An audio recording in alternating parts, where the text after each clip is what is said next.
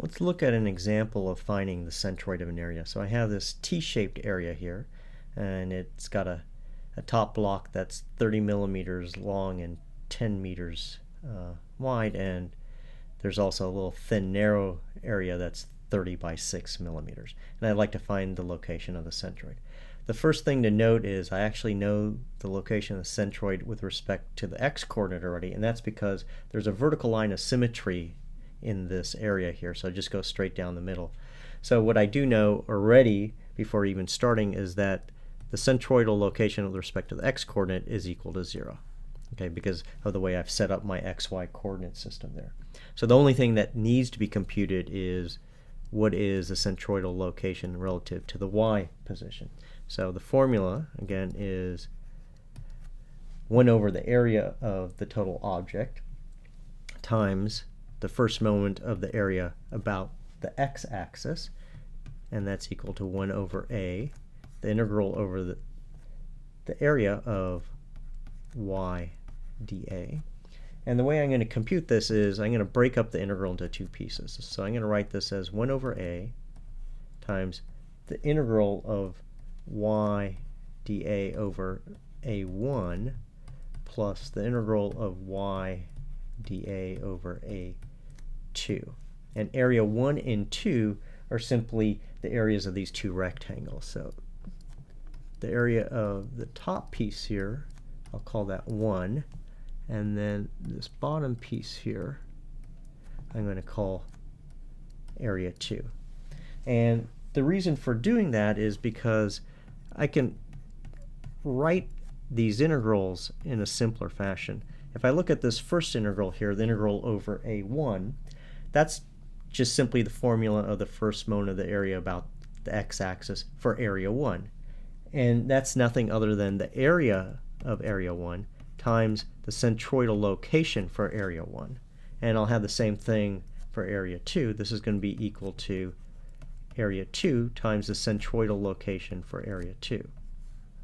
And the reason this is useful is because I'm looking at rectangles, and so I know where the centroid of those rectangles are. It's right in the middle due to the fact that a rectangle has two lines of symmetry. So to calculate the final result, it's often useful to kind of make a table. So let me go ahead and do that. So we have area 1 and area 2. The area of each individual piece is easy. This is 300 millimeters squared, and for 2 it's 180 millimeters squared, so 6 times 30 and 10 times 30. The centroidal location for each area is also easy. The centroid of area 1 sits right here, so that is 30 plus 5, so that's 35 millimeters. And the centroid of area 2 sits right here, and that's 15 millimeters with respect to the y-axis. So now I need the products of these two, so I need AI YCI.